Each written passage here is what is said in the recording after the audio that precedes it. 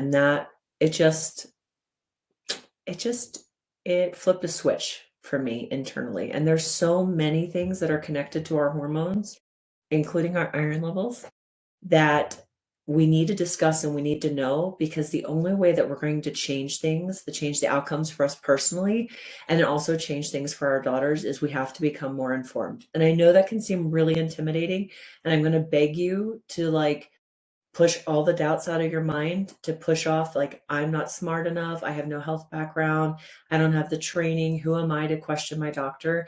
And I want you instead to picture your daughter, your granddaughter, your niece, some young woman that you love and care for, and say, would you want her to have a different outcome? Would you want her to fight for herself? Or would you want her to just sit back and accept whatever she's dealing with? And if you wouldn't accept it for her, you shouldn't accept it for yourself, because you need to lead by example. And this doesn't have to be intimidating.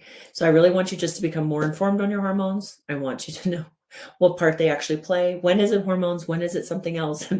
It's almost always linked to hormones. And a lot of things impact hormones that we just don't realize. Like, yeah, but it's just this. Yeah, it's never just that. All of our systems are connected. So anyways, let's dive in. One of the questions and comments that I get consistently from people when I talk about addressing our hormones is, why is this a new thing? Why is this something we have to deal with, but our moms didn't? Now, any of you who are more aware, you know that your mom dealt with it. And maybe she hid it better. And she definitely wasn't talking about it, because our mothers and grandmothers did not come from a generation where you were supposed to talk about these things. You were literally supposed to just discuss it with the doctor and hide it from the family. It just wasn't, it was embarrassing. It was degrading. Like, how much fun do you think it was for women back in the day to discuss bladder leakage? And now we make a joke, because we all know when we're crossing our legs as we sneeze, we just peed our pants a little bit, right? Back then it was like, there's literally Lysol ads. You can look up Lysol ads. That was what was considered being clean as women, for cleaning down there after leaking. What they went through, no woman should have to go through, for hormones as well. So maybe it was hidden, maybe it wasn't discussed, but it wasn't not happening. So for women 30, 40, 50 plus years ago, instead of calling it a hormone imbalance, they just called it hysteria. And I didn't know this, but the word hysteria comes from the Latin word or Greek word hystera, which means uterus. So when you say hysteria, you're literally saying somebody's having uterus issues. Isn't that not crazy? Anyways, they were just labeled with hysteria, and that could be anything from anxiety, insomnia, PMS, or menopause issues.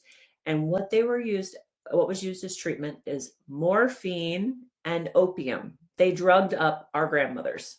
Y'all, they did not have hormone imbalances. They were drugged up.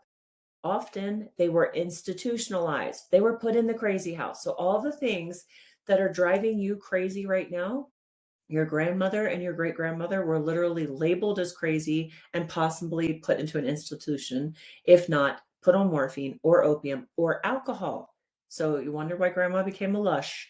That's what we were told was the appropriate treatment for a hormone imbalance. And it was just because nobody wanted to dig in and actually find out what the problem was. And of course, they're not worried about their hot flashes when they're high as a kite, because they have gotten opium or they've got morphine in the system. So again, this is 100% not something new.